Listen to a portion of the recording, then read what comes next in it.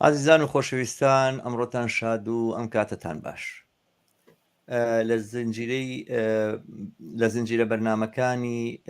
کە بە هۆی نزیکبوونەوەی یەکی ئارە و پێشکەشیەوەی ئازیزیەکەین، ئەم بەرنمەیەمان گفتوگۆیەکی تایبەتە لەگەڵ هاوڕێمان فاتح شێخ سەبارەت بە یەکی ئایار. یەکی ئایار لە دۆخێکی تایبەتی جیهانی ناوچەیی و بە تایبەت لە ئێرانە پێشوازیەکەی. هەر بۆیە ناونیشانی ئەم بەرنمەیەمان یەکی یاری ئەم ساڵ لە جەرگەی قەیرانی جیهانی و دۆخی شۆڕژێڕانی ئێراندا. لەم بەرنمەیە هەوڵدەین هاوڕێ فاتحی شێخ سەبارەت بەو دۆخە جیهانیە و سەبارەت بە شۆڕشێک یاخود دۆخێکی شۆڕژێڕانەکە لە ئێرانە بەڕێوەیە گفتوگۆ بکەین و بایەخ و گرنگی ئەم یەکی ئارە کە ڕۆژی جیهانی چینی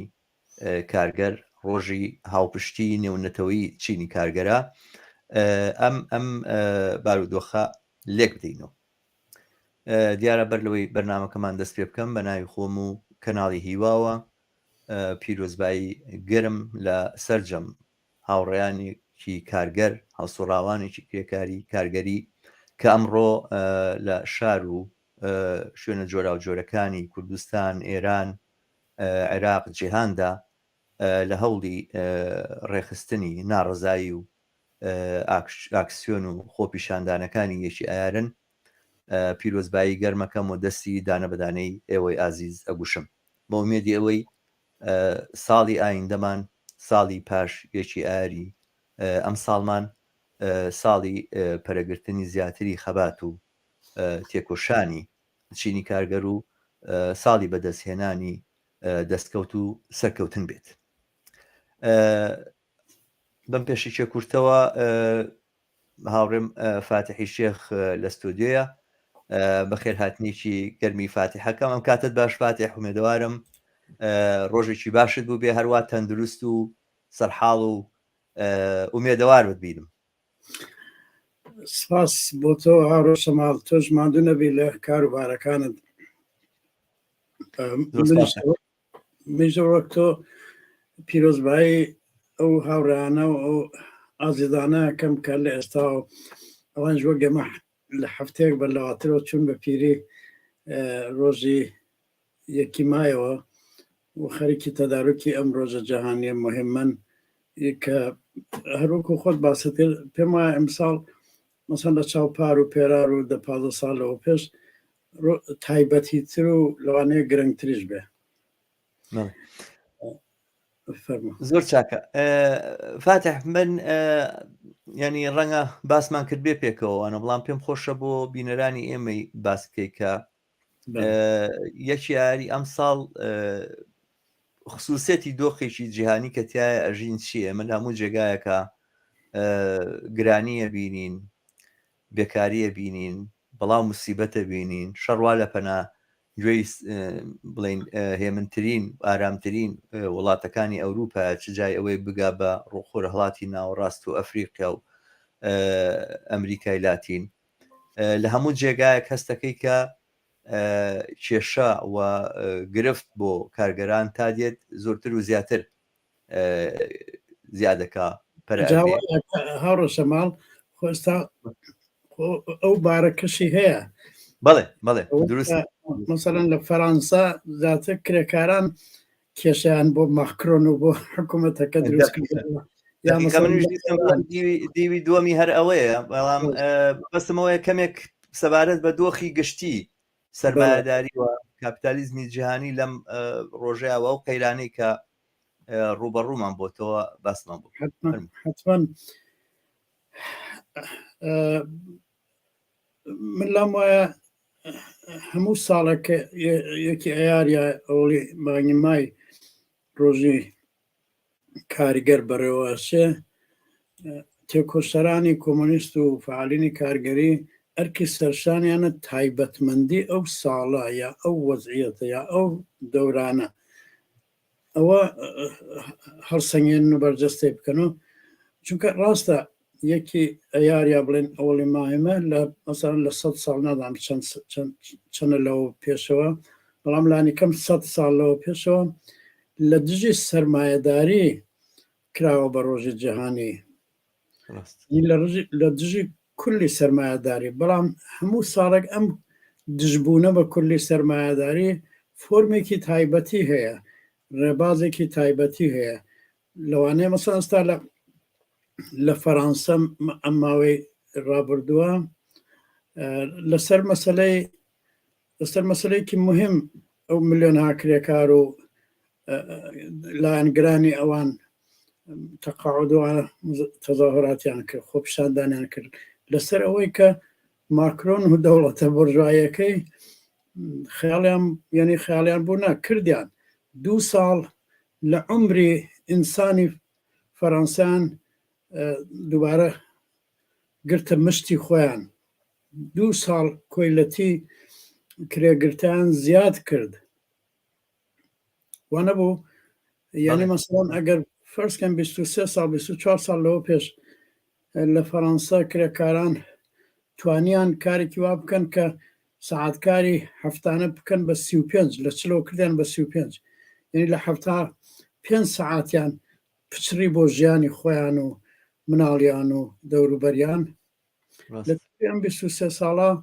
دەوڵەتی فەڕەنسا و بورژوازی فەڕەنسا هەوڵی داوە قەرەبووی بکاتەوە. بەچی قەرەبووی بکاتەوە؟ خۆ تازە نەیەتوانی ئەو قانونە بگۆڕێ. بەڵام ئەگەر لەبیر بێت سارکۆزی زۆر هەوڵی دا کە تەمەنی تەقاعود بباتە سەر، یعنی بەو تەرتیبە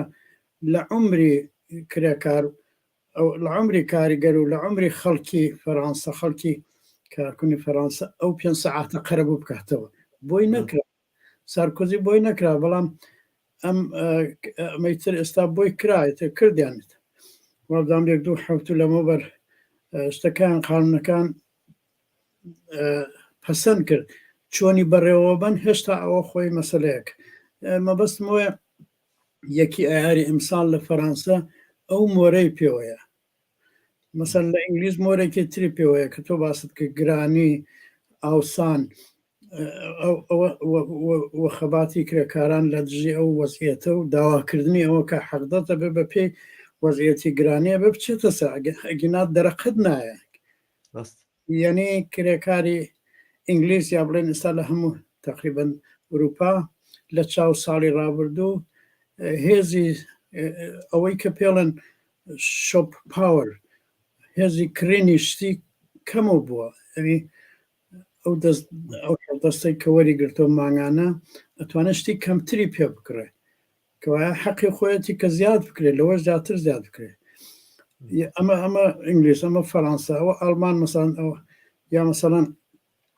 لە سوێد 3 ڕۆژ مانگرتنی قەتار بوو. لەسەر چی؟ لەسەرەوەی سایقی قەتار یا بڵێن شۆفێری قەتار کەسێک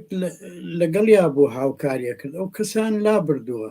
یعنی ئەم کەسێک کە لە بەرەوە دانیشتووە ئاگای چی لێە کە لە ناو قەتارە یعنی هیچ هاوکارێکیان بۆ نەهێشت بووە. 3 ڕۆژ مانگرتنی یعنی وایلدیان کرد، یعنی بە بێقانون، بێقانونە و لای مەدە بە قەولی کوردی بێقانونی کردیان. یعنی چی؟ یعنی جەریمەیان کردن، حەقدەستیان پێنەدان، بەڵام 3 ڕۆژ لەسەرێک ئەو ناڕەزایەتیان بەڕۆ بوون. وەیە مەسەڵەن بڵێن لە ئێران ئێستا پێش بەرنامەکەەوە بدان باسمان کرد ئاخرین هەواڵە کە ئیمڕۆ بوومان ئەوەیە کە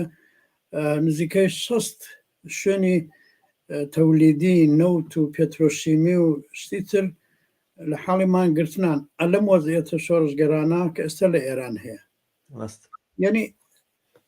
ئەگەر کەسێک مەسەڵەن کەسێک ئەگەر لە ڕووی ئیخلاسی دژی سەرمایەداری و ئیمساڵ بێت هەر باسیەوە کاکەیەکی ڕۆژی دژی سەرمایەداریە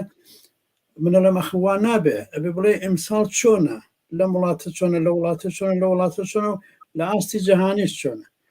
بۆیە من پێم وایە تایتڵەکە تۆ دادناوە بۆ بەرنامەکە زۆر ڕەوایە. باشە وەزع جەهانی چۆنە؟ هاوڕێشەمە وەزع جەهانی ئەوەیە کە جەهانی سەرمایەداری لە قەیرانێکی درێژماوەدا ینی بە بڕای من ئەمەم بە وردی نووسیوە لە ساڵی 2020ەوە قەیرانە هەیە بەڵام ئەگەریش کەسێک باوەڕ ناکا کرد 2020ەوە هەتا ئێستا بەردەوام بوو بێ خمانیەک لەمە پێش سیلیکۆن والی بانک لە ئەمریکا تووشی ئفلاس بوو و بە شوێنیا مەسەن حتا بانیەکی مهم لە سوئیس تووشی ئفلاس بوو لە حاڵەکە هەر کەس شارەزای دنیای ئیمڕۆ یا دنیای مەسەن 70 ساڵی ڕابردوو ببێ ئەزانێت کە سوئیس ئەو شوێنەیە کە شوێنی ئەمنە بۆ سەرمایە بەڵام ئەم شوێنی ئەمنی سەرمایەشە لافاوی ئەم قەیرانە دایگرت و ناتوانانی بەری بگرن لە زۆر جێگە توانیانە بەری بگرن بەڵام مەسەن بایدن هاتبووتی ئەبێ کارێکی وا بکەن کە ئەم ئفلاسی یا بڵێن بەرشکەسبوونی سیلیکۆن والی بانک سیرایەت نەکا بۆ شوێنەکانیێتی بەڵام بەدەست بایدن نییە ئەگەر ترامپیش وایە بەدەست ترامپیش نەبوو یعنی هیچ خاوەندێکی سەرمایە هیچ خاوەن دەوڵەتێک رووس بێ چین بێ ئەمریکا بێ ئەوروپا بێ ناتوانێت بەری قەیران بگرێ و ئەم قەیرانە ئەلعان هەیە بێجگە لە قەیران کە شتێکی ئینفراستراکچر ژێر ساختیە لە دنیای سەرمایهداریە لە ڕووبنای دنیای سەرمایهداریش و وەزعی دەوڵەتەکان ئەلعان چەند ساڵێکە شێواوە من باسێکم کردووە بە ناوی پاشاگەردانی جەهانی و پاشاگەردانی کلمەیەکی کوردیە بەڵام معناکەی مەسەن لە ئینگلیسی ئەکاتە تێرمۆیل ئەکاتە دیسۆردر یعنی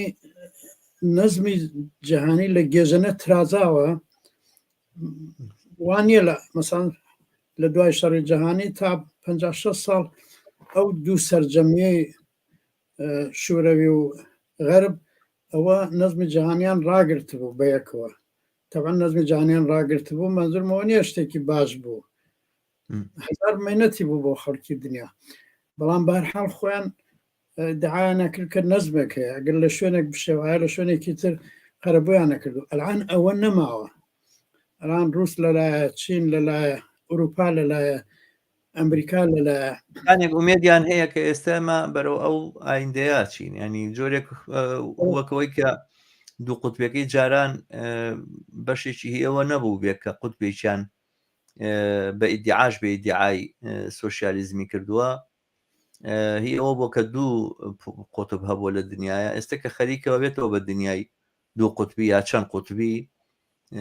خەڵکانێک ئەمە بە فالی نیکە گرنگدەردی ئێرانەکان ئەڵێن یا بە شتێکی باش ێزانن کە وایە ئایندەمان باشترە بە لە ئێستا نازانم بۆ کێ باشتر بە بۆ دەوڵەتەکان ممکنە باشتر بێ ئەوش معلوم نییە باشترە یعنی ئەوەش جێ لێکدانەوەیە یعنی من پێم وایە کەسانی وەکو من و هاوڕێ شەماڵ و کەسانی وەکێمە ئەبێ لە ئاستی خەبەر یا لە ئاستی مەسەن لێکدانەوەی میدیا بورژوایەکان ئەولاتر بچین چونکە مارکس قسەیەکی جوانی هەیە ئەڵێ ئەگەر ئەو شتێک کە بەرچاوەکەوێ ئەگەوە عینی حەقیقەت بێ ئیتر بەشەر احتیاجی بە علم نییە دقیقاً یعنی ئەگە ئەو قسانش کە ئەمانەیەکەن واقعیەتی بێ ئیتر پێویستی بە لێکدانەوەی ئێمە ناکا بەڵام لێکدانەوەی ئێمە بۆیە پێویستە کە بڵێن ئەگەریش بێ بە چەند قوتبی لەوانەیە برێک لەو دەوڵەتانە کە تا 30 ساڵەوە پێش ناڕازی بوون لە بەشی خۆیان لەمەدا زیاتر رازی بن لە بەشی خۆیان بەڵام لە بەشی خۆیان رازین معلوم نییە یعنی ئەگەر دنیا بێ بە چەند سەرجەمی بۆ چینی کرێکار بۆ خەڵکی دنیا یا بۆ کولتوری پێشکەوتوو چ وەزعیەتێک هەیە مثلا من پێم وایە چەند ساڵە پوتین لە رووسیە و مثلا ترامپ لە ئەمریکا هەوڵیانەوەیە کە ئەو کولتورە 150 ساڵەیە کە لە ئەوروپا هەیە کە برێک وەزعی ژیانی خەڵک و مەسکەن و دەرمان و فێرکردن و ئەوانە تۆزێک باش چوەتە پێش هەوڵیانەوە بوو ئەوە تێک بدەن یعنی بیگەڕێنەوە بەرەو مەسەڵەن 40-50 ساڵ لەوە پێش وەختی خۆی تاچر و ڕێگان ئەو هەوڵیاندا بە دەرەجەیەکیش کردیان لەبەرەوە مەسەلەم ئەوەیە کە ئێستا ئەم وەزعکە قەیران هەیە و باش پاشاگەردانی جەهانی هەیە چینی کرێکار یا کەسانی وەکو من و تۆ نابێ ماتڵێەوە بین بزانین سەرنجامەکە ئەبێ بە چی ئەبێ بڵێن لەم وەزعێتە ئایا ئێمە توانین لە شوێنێکەوە کونێک بکەین ئەم دنیای سەرمایهداریە. من لە 3 ساڵ بە لێسۆ باسم کردەوە وتمە ئەرێ 4 ساڵ بە لێسۆ وتمە ئەرێ شوێنی وا هەیە ئەو شوێنش ئێرانە بە پێچی نەبە پێوە کە من خۆم لەوێەوە هاتووم بە پێەوە کە پێم وایە لەوێ ئەو قەیرانانە یا بڵێن ئەو مەجموعە قەیرانانە کە نیشتونەتە سەریەک ئاوا لە ئێران بۆ حکوومەتێک کە لە ئێران هەیە و ئەو شێوەیە کە ئەو حکوومەتە حکم بڕێەوە بە وەزێکی وای فراهەم کردووە یعنی مەزموعە 3-4 ساڵە من ئەمە باسەکەم کە هەر ئان ئیمکانی هەیە تەقینەوەیەک ببێ لە وڵاتەکە ئەو تەقینەوە ئیمکانی ئەوە بدا کە چینی کرێکار یا کۆمەڵانی مەسەڵەن خوارەوەی کۆمەلگات دەسەڵات بگرن بەدەستەوە ئەگەر کارێکی وا بێ ئۆختە معناوە تو لە دنیای سەرمایهداری ئیمڕۆی جەهانە کونێکت تێکردو بە قازانجی سۆسیالیزم ئەو کونە دوای چی لێدێ ئەوە بەحسێکی ترە کە ئمڕۆ مەجالمان نێ باسی بکەین بەڵام کە شۆرشی ژینا دەستی پێکرد حومان لەوە پێش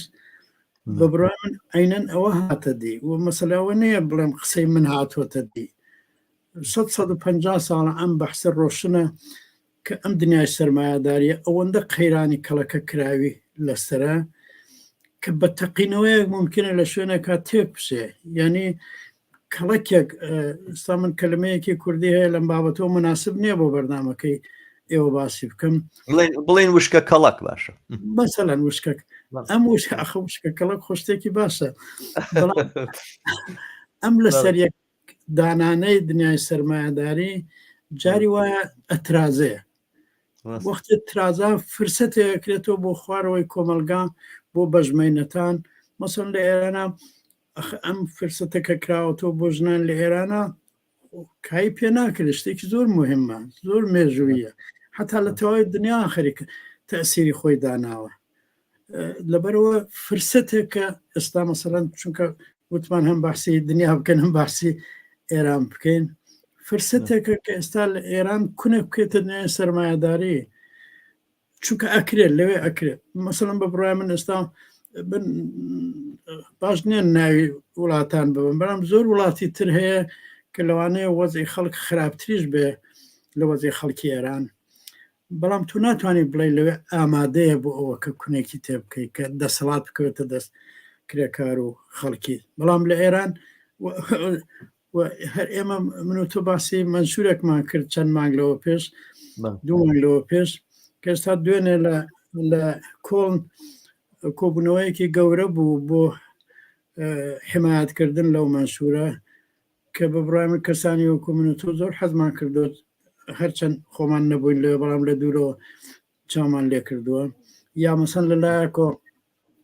بڵێن ئۆپۆزیسیۆنی بورژوایی جەنابی ڕەزاپەلەوی و جەماعەتەکەی شتێکیان دروست کردو وشکە کەڵکێکیان دروست کردو و تێکس و ئەمانە هەمووی مانایەوەیە کە ڕۆژ بە ڕۆژ لەوانەیە شت بە قازانجی کرێکار و کۆمەڵانی خەڵک یا ژنان یا بەرەی نەسلی جوان یا بە قازانجیان بگۆڕە یا بە زەرەریان بگۆڕ ئەگە بە قازانجیان گۆڕابی بیگرن بەدەستەوە بیبەنە پێش ئەگە بە زەرەریان گۆڕا ممکنە هەنگاوێک پاشە کشە بکەن بەڵامە بێ دەستکردنەوەیەک لە خۆیان نیشان بدەن زۆر باش من پێم خۆشە لە دواتر لەسەر باسی ئێرانەوەوانە کەمێک بە ورتر قسە بکەین هاوڕێفاتە هەندێک پرسیار هەیە لەو بابەتەوە کە چۆن ئەمە شۆڕشێکی کارگەریە و چۆن ئێمە تعریفکەین بە شۆڕشێکی کارگەری دێمە سەر ئەوە بەڵام پێم خۆشە سەرەتا لەسەر خصوصیات و تایبەتمەندیەکانی ئەم قەیرانی ئێستای دنیا باس بکەین یعنی من مەبستەوەیە کە قەیران لە دنیای سەرمایهداریە بەشێکە لە ژیانی بەشێکە لە دەورەی جاری وا هەیە وا باسەکرێت کە سەرمایهداری بەپێ قەیران هەر ناتوانێت بژی ناتوانێت هەناسەبدا هەمیشە لە کاتی قەیرانە بە جۆرێک فرسە دێنێت کە خۆی نوێ بکاتەوە خۆی تازە بکاتەوە هەندێک باسی بڵین ئەوەی کە ئەو کێرڤەکەیەتە خوارەوە چێتە سەرەوە بە بەشێک لە دانی ژیانی سەرمایی ئەبینن و پێیان وایە ئەتر ئەگەر ئەمە نەبووایە ئەساسەن ئەم سیستەمە ژیانی ناکرد چەند ساڵ بارەکەی تریشی هەیە هاوڕە شەماڵ یعنی لە ساڵی 1925ەوە قەیرانەکان سەبت کراون پێشتر نانەزانی بەڵام لەو ساڵ ئیتر معلومە 10 ساڵ 8 ساڵ 10 ساڵ 12 ساڵ جارێک شتێکی وا هەیە و بە خەڵ خۆی ئەرازێنێتەوە دیسان بەڵام لە هەموو قەیرانێکشە ئیمکانی ئەوە پیاابێ کرد لە شوێنێکەوە دەسەڵات بکەوێتە دەستچینی کرێکاش کچینی کرێکایش هەیە لەوێ دقیقەن وایە بەڵام من مەبەستمەوە ئێستا هەر لەم 30 ساڵی ڕابردووە گەرمێ بین ساڵی سەرەتای نەوەتەکان قەیرانێکی گەورە لە دنیاە پێک هاتوو دروست بوو دواتر لە ساڵی 2010 دووبارە بینیمان کە ئەو قەیرانە چەند بانقی گەورەی ئەمریکا ئیفلاسیان کرد و هەتا جوڵانەوەی زۆر گرنگی هێنایە ئاراوە کە خەڵکانەکەن پێیان وایە تاکو ئەوەی کە ناوینرا بەهاری عەرەبی بۆ ناوبانگی دەرکرد ئەم جوڵانەوانە بەشێکی بەرهەمی ئەو قەیرانانەی دنیای سەرمایی ئەم سەردەمە بوون ینی مەبەستمەوەی بەڵام ئەم قەیرانەت ئێستا خصوصیاتەکانی لەگەڵ ئەوانەی ترە فەرقی چییە ئایا بە فەرقەکە لەوەیە کە ئێمە لە کات و ساتی شەڕێکی گەورەی کە ترسێنەر و تۆقێنەرە بەڕاستی ینی هەموو ئەو ئاکامانەی کە ممکنە لێ بکەوێتەوە تا ئێستا هیچ حساباتیشی وانییە کە ئێمە دڵنیابی لەوەی کە 100% دڵنیابی لەوەی کەم هێزە سەرمایه‌دارانە ئەسڵان دنیا خاپور ناکەن بە یەکجاری لە ناوی نابن ینی ئەم مەترسیە وجودی هەیە ئایا تایبەتمەندێکی ئەمەیە ئەم شەڕەیە و یاخود ئەم شەڕە و ئەم شۆڕشەیە کە لە ئێرانە هەیە چی تایبەتمەندیشی دیاریکرا و ئەم قەیرانی ئێستا جێ ئاکاتەوە لەگەڵ ئەم شەڕە بڵێن لە ئۆکرانیا لە بینی غەرب و رووسیا ئەم شەڕە کاراکتری خەیرانەکە نییە بەرهەمی خەیرانەکە یا مەسەڵەن شۆڕشی ئێران لەلایەکەوە ئەتوانین بڵێن بەرهەمی قەیرانەکەیە بەڵام کولەن بەرهەمی ئەو قەیرانانەیە کە لە کۆمەلگای ئێرانە 40 ساڵە لەسەر یەک کەڵەکە کراوە بەڵام خودی قەیرانەکە چ تایبەتمەندیەکی هەیە تایبەتمەندیەکی ئابووری هەیە پێڵەن تەوەڕومێک یعنی ئینفلیشنێک ئاوسانی پێڵەن پێمایە لە کوردیا بڵێ هەڵ ئاوسانی ئابووری بڵێ هەڵاوسانی ئابووری بەڵام هەڵاوسانی ئابووری تقریبان هەمیشە لە سەرمایه‌داریە هەیە میزانەکەی دەرەجەکەی کەمە مەسەن لە ئەوروپا و لە ئەمریکا کە تۆزێک وەزعەتی اقتصادیان دامەزراوترە ئەوەی کە من پێڵم دنیای یەکەم لە دنیای یەکەمە مەسەن لە 20 ساڵی ڕابردووە لە 2 تا 3% زیاتر نەچۆتە سەر ئێستا چۆ بۆ 8 بۆ 9 بۆ 10 یعنی 11 لە بەعزە شوێنەکە یا ئەو وەختە ئەمە لە عینی حاڵا هەر دەستکاریەکی ئەمە کە ئەکەن شتەکە زیادەکە یعنی عیلاجی نەکراوە بۆیان من ناڵە مەسا عیلاجی ناکرێت چونکە هەر بحرانێک مادام قەیرانێک هاتە بەرەوە سەرمایه‌داری ئەتوانێت عیلاجی بکە ئەگەر کونی تێنەکرێ دوات ئەگەر هەرتا ئەگەر کونیشی تێبکرێت لە شوێنێکەوە کونی تێکرێت خوانی فەورەن لە هەموو دنیا سەرمایه‌داری بڕوخێ بەڵام لە شوێنێک ممکنە بڕوخێ وەک مەسە 2017 چۆن لە رووسیا ڕوخە بەڵام الان وای لە هاتووە ماوەیە کە تۆ ئەبینی هەر کارەکەن مثلا لە ئەمریکاوە کە ئیتر گەورەترین ئابووری جیهانە تا چین هەتا ئوروپا هەر کارەکەن بە پێچوانەیە گەڕێتەوە مثلا لە ئینگلیز زۆر سیر بوو چەند ملیۆن کرێکار مانگرتنیان کردبوو داوای ئەویانە کرد کە حەق دەسیان بچێتە سەر سەرۆک وەزیرانی بریتانیا وتی جاخۆ ئەمە دەورەی ئاوسانە ئەگەر کرێ بچێتە سەر ئاوسانەکە زیاکە دەکرێکارەکان جوابیان داوتیان وانە جەنابی سەرۆک وەزیران تۆ سرت دەرناچێت لە ئابووریەکەی خۆت ئەگەر حەق دەستی ئێمە بچێتە سەر ببوونەوە کە ئێمە ئەتوانین شت بکڕین ئابووریەکە ئەکەوێتەوە حرەکەت ئاوسان دێتە خوارێ منزمەوەی رابطێ بینی ئاوسان و گرانی و مەعیشەت و هەموو ئەمانە ئەوە کە خۆیان پێڵێن علمی اقتصاد اکانومیکس بهرحال بعض شتێکی ڕۆشن کردوتەوە بەڵام ئەمان ناتوانن ئەلعان ماوەیەک نەیانتوانێەوە کۆنتترۆلی بکەن لەوانەیە بتوانن کۆنتترۆلی بکەن وەگە بتوانن کۆنتترۆلی بکەن قەیرانێکی تر مەسا ممکنە 7 ساڵی تر 8 ساڵی تر بێتە بەڵام ئەلعان قەیرانەکە جەریانی هەیە بێژگە لە قەیرانەکە مەسەلەکە مەسلەی ئابووریە و مەسلەی ڕقابەتی ئابووری بینی مثلا فەرزکەن ئەمریکا خۆی ئابووریەکی هەیە کە تقریبان لەسەر دنیا تەسیردانێ ئوروپا بە جۆرێک لە ئوروپا مەسەلا ئەڵمان بە جۆرە فەرانسە بە جۆرە ئینگلیز بە جۆرێک چین مەسەلەن بە جۆر چین اقتصادێکی هەن لەسەر دنیا تەسیری داناوە بە زەرەری حەقدەستی چینی کرێکار بە زەرەری حتا قانونی خەباتی چینی کرێکار یعنی 100 ملیۆن کرێکار لە چینە لەبەرەوەی حەقدەستیان زۆر لە خوارەیە حەقدەستی کولی چینی کرێکار لە ئوروپا هاتوۆتە خوارەوە مەزوم وایە هەر کام لەم اقتصادە بڵێن مەحەلی ناوچەی قاڕەیانە تەسیر لەسەر اقتصادی دنیاکە بەڵام بەعام ئەلعان اقتصادی دنیا ها لە حاڵێکە کە معلوم نییە تا ساڵێکی تر چی تر ئەقەومێ لەم حاڵەتە بحرانیە جا ئەم جارە مەسەڵەن دەوڵەتێکی وەک دەوڵەتی رووسیا یا بۆژوازی رووسیا پێی وایە مەسەڵ فرسەتێکە بۆ ئەوە کە شەڕێک بکا و قەپێک بگرێ مەسەڵ لە ئوکراین و فشارێک بێنێ بۆ ئوروپا و مەسەڵ نرخی گاز و نەوتەکەی بباتە سەر و ئەو کارانە بکا بە قازانجی خۆی کە دیارە نیشانیدا کە بە پێچەوانەی ئەوە دەرچوو نەتیجەکەی بەڵام لە ئێرانیشە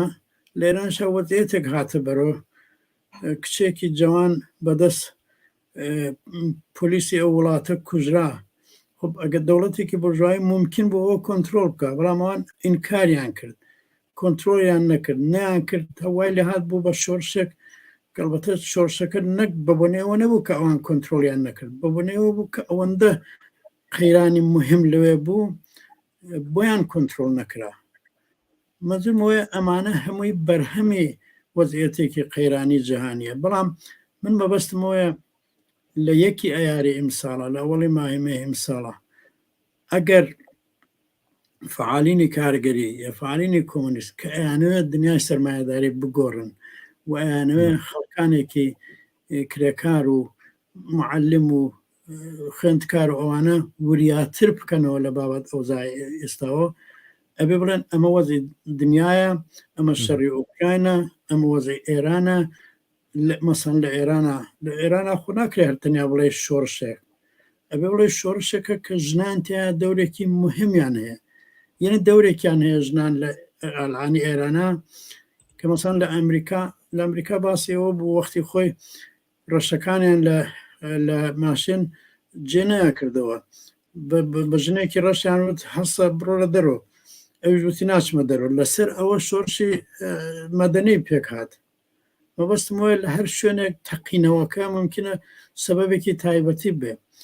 بەڵام شۆڕشی مەسەڵ مەدەنی ڕەشەکان لە ئەمریکا نەبوو بە باعثیەوە کە ژنان بێنە مەیدان لە ئەمریکا لە حاڵەکە لەوێ وەزێدا ئامادەتر بوو ئێستا ژنان لە ئێران وەها هاتونەتە مەیدان کە لە دەڕۆژی ڕابردووە ئەگە دقت کردبێ هاتن وتیان دووربیندا کامێرادانێن چیەکەن چۆنەکەن هەڕەشەیەکی زۆریان کرد یعنی قەرار بوو لە دەڕۆژ لەوە پێشەوە کارێکی وا بکەن کە تێک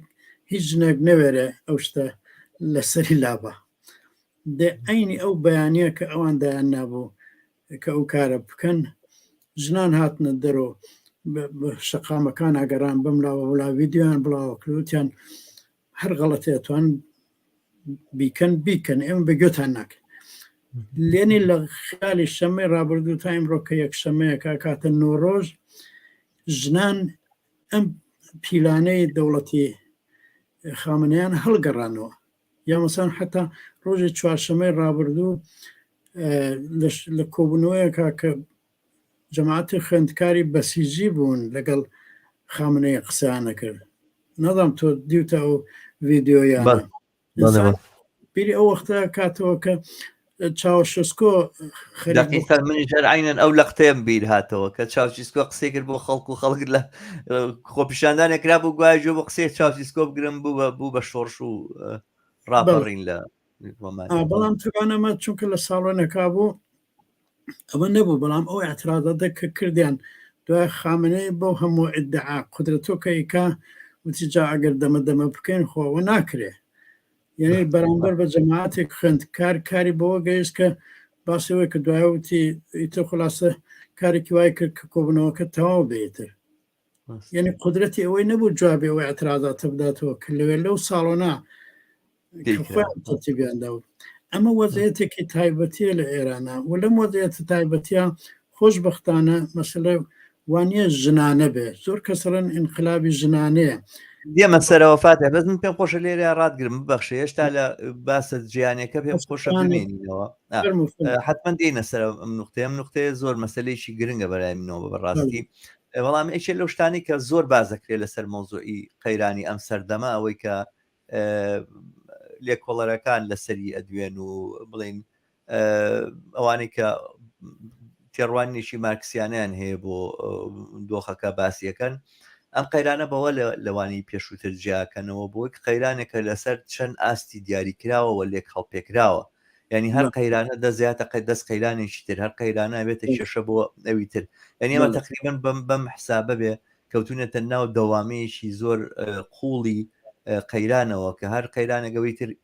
قوڵترە کاتەوە بۆ نمونە ئەڵێ نەگەر بۆ نمونە لە ساڵەکانی نەوەتا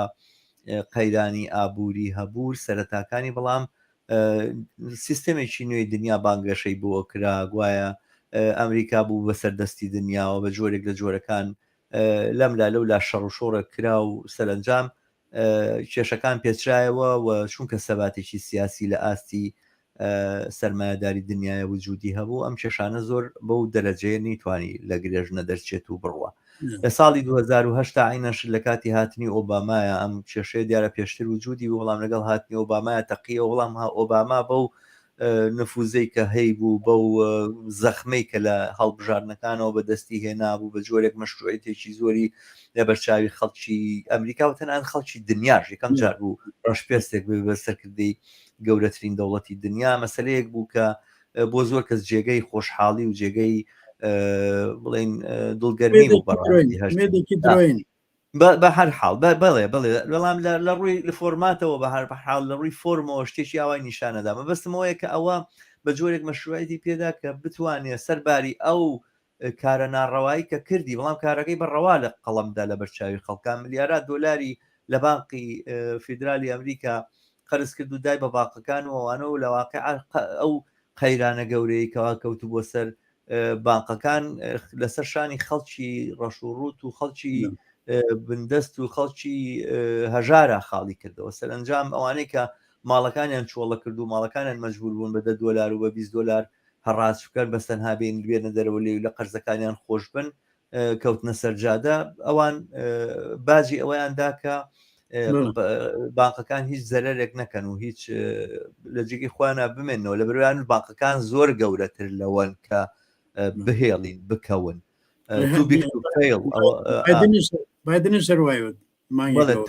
فیل ئەمانە زۆر گەورەترن لەوەی کەوا بیڵین بکەون بەرحاڵ ئەمە بەم جۆرەی لێهات ئەوەی کە ئێستا باسەکرێت لە قەیرانی ئێستاە ئەوەیە خودی سەرمایهداری لە ئاستی سیاسی شاتوشی قەیران بووە ئێمە چەند ساڵ لەو بەر ینی نازانم بەچی عیبارەتێک ناوی بەرم حەز ناکەم بە خاتری بەرنامەکە و ڕێزی ئێوە کەلیماتی زۆر خەشن بەکاربێنە وەڵام بنیادەمێکی زۆر تایبەت هات بوو بە سەرۆکی ئەمریکا کە زۆر لایەنەوە لە ڕووی مۆراڵیەوە لە ئاستێکی زۆر نزما بوو ئەوە بوو بە سەرکردی گەورەترین وڵاتی دنیا ئەمڕۆ گەورەترین وڵاتی دنیا ترامپە بڵێ ئەمڕۆ ئەمە ئەومان بینی ئێستا لە دوای ترامپ بایدن هاتۆکەویش خۆی جاری وا هەیە نازانێت ئاگای لە خۆی نییە بەڕاستی لەگەڵ هەوایە تەوقاکە لەگەڵ دیوارە قساکە بەرحاڵ دۆخێکی لەم بابەتە هاتۆتە پێشەوە لە وڵایترەوە لە ئەوروپایە شەڕە گەورەیە ئەبینین لە بینی رووسیا لەلایەک و بە جۆرێک ئەوانەی کە لە ئۆکرانیایە بەڵام دیارە کە دەستی ناتۆش لەم شەڕەیە ئاشکرا و دیارە بەرحاڵ لەو لایترەوە ئێمە چاینا ئەبینین کە چاینا پێش مەسەلەن 5-6 ساڵ لەوبەر ئەساسەن لە بابەتی ڕقابەتی دنیا و ڕقابەتی تەسلیحاتی یاخود ڕقابەتی شەڕ و ئەوانە وڵاتێک بوو هەتا بدویستایە مسالیم بوو ژێربەژێرە ویست بە جۆرێک نفوزی اقتصادی خۆی فراوان کاتەوە ئەمڕۆیش هاتوتە مەدانەوە خەریکی چێبەرچێیەوە ئەڵێوە چێ دێتە شەڕە جەنگی ئەوە من لێرەم لە مەدانام ووە بە جۆرێک ئێوێ هێز نیشامدا ناو حیزبی شوعی چینی کە ئەساسەن حیزبێکی مستەبید و ئیستیبدادیەوە هەیکەلێتێک و پەیکەرێکی ئیستیبدادیانەی هەمڕۆ ئیستیبدادەکەی دەچەندان بۆتەوە جیمینگ هەموو دەسەڵاتەکانی گرتوتە دەستی خۆی و ئەوێ ئەو حکمی ئیمکات تاکو ئیلغای کردوێتەوە مەکتەبی سیاسی و ئەوانە مەش بە جۆرێک لە جۆرەکان خۆ ئامادەکردنە بۆ بەرامبەرچێ و شەڕ ئەویش لەوێ تووشی قەیران ینی قەیرانەکانمان لە ڕووی سیاسیەوە لە ڕووبینای بۆژوازی چا قەیرانێکی زۆر بەرجەستەیە نیۆلیبرالیزم لە سەرەتای نەوەتەکانە ئاسان بوو بە دینی مەجموعەیەک ئێمە لە کوردستان نەمانوێرا دەمکەنەوەن دیموکراتی بازاری ئازاد کەساری وەکو مەلا بەختیارمان لێ نەبوو شعریەوت بە دیموکراسیا و بە باهۆزی دیموکراسیا و دەمکوتیە کردین ئێستاوانە ناوێرن دەمکەنەوە ئەسان هەموو ئەو نیۆلیبرالیزمە کەوتوتە ژێر پرسیارەوە و هەمووی کەوتووە هەمووی داڕزاوە ینی لەبەر یەک ترازاوە ئەم ڕووبینە سیاسی بۆژوازیش و ئەوە دۆخەکەیەتی لەولاوە لە ڕووی هەتا نەخۆشیەوە کۆرۆنا کەشفی کرد کە ئێمە ریپرۆداکشنی ئەم سیستەما دووبارە بەرهەمهاتنەوەی ئەم سیستەما ئاگاداربوونی نەخۆشەکان ئاگاداربوونی بە ساڵات چوان ئەمە قەیرانێکی زۆر گەورەی هەیە فەڕەنسا ناتوانێت لەوە زیاتر ئەڵێ وەژارزەکە لە من ناتوان لە زیاتر تەحمل بکەم خەڵک درێژ بژی و کەم کار بکە ئەبێ بڕۆن کار بکەن تا ئەو بەشە لە ئازادی کە خەڵکی فەڕەنسا بەدەستیان هێناوە ئەیانێ لیان وەربگرنەوە ئەڵێ بەتەماو بیکەم بە 65 وەڵام بە 64 رازیم و معلومە کە بەنیازی 67 شار وەکوی کە لە ئەڵمانیا کراوەکوی لە سویدا کراوە ینی لە هەموو ناحەیەکەوە ئەیبینی کە ئەم سیستەمە نەک تەنها قەیرانی ئابووری سیاسی هەیە مۆراڵی هەیە دووبارە بەرهەماتنەوەی سیستەمەکە قەیرانی تایە و ئەمە ئەم خصوصیاتانە ئەوانی کە لێکۆڵەری ئەم بوارن ئەمە ئەم خصوصیەتەیە کە ئەم جارە ئەم قەیرانە ئیمکانی هەیە ببێتە هۆی شۆڕش لەبەرەوەی خودی سەرمایهداران خۆشیان ئەڵێن ئەم سیستەما بێ بگۆڕێ دوو ساڵ لەمەوە بەر من و باسی ئەو کتێبەمان کرد کە شواب نووسی بووی کە باسی ئەوەکە کە بێ ڕیسێت کرێتەوە ئەم سیستەمانی کاتێکە سەرمایهداران خۆیان ئەڵێنە بێ سیستەمەمان ڕیسێت کرێتەوە ئەو دەم خۆ کارگەر ناڵێ نان دەخوا دەستکاری مەکەن باوەکو خۆی بمێنێتەوە حەز ناکەم چەسانۆم لەسەر لاچێ معلومە کارگەری ژەڵێ من هەمێ هەر هەمووی هەڵجێڕبەوە ڕیسێت چیە سان ریڤۆلیوشنم ئەوێ ئەمە زۆر باشە بەڵام هەڕۆشەمە ئەم شتانی کە تۆ باست کرد پێویستی بە کورسێکی زانکۆ هەیە بۆ ماوەی 1 ساڵ بەڵام قیناکەم من هەر شارەتی پێەکەم ئەوەی کە تۆ باسێکرد باشە منیژاخە وتم 2 ساڵەوە پێش بەناویش بە پاشاگردانی جیهانی باسم کردم ئێستا و پاشاگردانی جیهانی لە هەموو لایەک خۆی نیشانداوە بەڵام ئەگە یەکەیەکە باسی بکەم ئەوەیە کە پاشاگردانی جیهانی ئەبێتە بە ئەوەی کە باسی ئۆبامات کرد ساڵی 2008 چونکە من متابعەم کردبوو ئەو ساڵە و خۆم لەسەری شتم نووسیەوە کە چۆن بوو ئۆباما کتوپڕ شانسی چوە سەر لە مەسلەی هەڵبژاردنە ئەخە ڕقیبەکەی مەکەین بوو کەویش خۆ کەسێکی کەم نەبوو بەڵام بورژوازی ئەمریکا یا بڵێن ستابلیشمنتی ئەمریکا کە ئەو قەیرانەی دی لە ناوەڕاستی مانگی سپتامبرا هەتا بگا بە نوامبر مەجالیدا بە حیزبی دموکرات نەک بە ئۆبامایە کە ڕەنگی پێستی ڕەش بوو مەجالیاندا بە حیزبی دموکرات کە وەزعەکە تۆزە کۆنتترۆل بکاتەوە ئەمە لە ئەمریکا مەسەن لە 30 ساڵی ڕابردووە ئەگە تۆ تەماشا بکەی لە ئەمریکا هەر وەختێک حیزبی ریپابلیکن کە حیزبێکی زۆر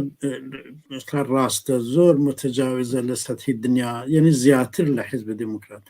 وەختێک ئەو وەزعەکە خراپەکە ستابلیشمنت یعنی چینی سەرمایهدار لە ئەمریکا مەجالدەن بە حیزبی دموکرات کە برێک چاکی بکە معنای دوو حیزب لە ئەمریکا یا مەسەن لە سوئێدا یا لە ئینگلیسا معنای ئەم دوو حیزبانە هەر ئەوەیە و لە ئێران خەیاڵیان بوو خاتەمی وا لێ بکەن بەڵام سیستمی ئێران وەری نەگرت یا مەسەن لە سیستمی چینا شتێکی وان نییە بەڵام مەبەستمەوە ئەوەی کە شانسیدا بە ئۆباما کە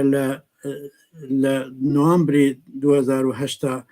بە دەنگێکی زۆر بەوە بە خەوری تۆ اعتبارێکی پیا کرد خودی قەیرانەکە بوو یعنی قەیرانەکە بوو بەهۆی ئەوە کە بڵێن ئێستا وەختی ئەوەیە کە بیدەینە دەست دموکراتەکە ئەمە لەوانەیە کەسێک بڵێ ئەخەمە تیۆری پیلانەوە ئەمە زۆر اعتباری علمی نییە بەڵام دەی باشە بچن تاقیقی بکەمدان چۆنە ئستابلیشمنتی ئەمریکا زۆر زیاترە لە هەردوو حیزبەکە ئستابلیشمنت یعنی ئەو چین لە هەموو جێگەیەک وایە بەڵام بە هەر حاڵ ئەوە دوایش ئەم کات ئەو هەموو پارەیەدا بە بانگەکان خۆتەنیا لە ئەمریکا وا نەبوو مثلا پێرارەکە لە سوێدش سەروا بوو یعنی هەر وەختێک قەیرانێکی ئابووری دێتە بەرەوە دەوڵەتەکان لە بانکی مرکزی ئەو پوڵەی کە زەخیرە کراوە لە بانکی مرکزی و لە ماڵیاتی من و تۆ کەسانی وا کەڵەکە کراوە لەوە پۆل دەرێن نەیدەن بە بانەکان بانەکان نەجاتە دەن بەڵام قەیرانەکە بەسەر من و تۆ ئاشکێنەوە بەڵام ئەمساڵ بە خەولی تۆ تایبەتمەندیەکەی ئەوەیە یا مەسەن ترامپ وەختە کاتە سەرکار وتی دیسانەوە ئەمریکا گەورە بکەینەوە make America چی again great again make America great again ئەخە خودی ئەوە کە دووبارە ئەمریکا بکەینەوە بە هێزێکی گەورە خۆی ئاعتراف بوو بەوە کە ئەمریکا وەک هێزێکی گەورە نەما بوو بەڵام ئەو هەوڵیدا و ئەم هەوڵێ هەتا بەهاری هەتا مەسەڵەن مانگی یەکی ساڵی 2020 ئەچووە پێش بۆی لە مانگی یەکی 2020 هات بۆ فڕۆمی داوۆس لەوێوتی ئێمە قرار بوو ئەمریکا بکەینەوە بە هێزێکی گەورە کردومان دوای کۆرۆنا هاتو ئەو قەیرانە هات وەک سێڵاوێک دای بەژێر حکوومەتەکەی ترامپا و شتەکەی لێ هەڵگەڕانەوە ئەمە واقعیەتەکە بەڵام دوایی کە حیزبی دموکرات هاتوۆتە سەرکار خۆ بایدنش هەر هەدەفی ئەوەیە بەڵام وەک چۆن ترامپ بۆی نەکرا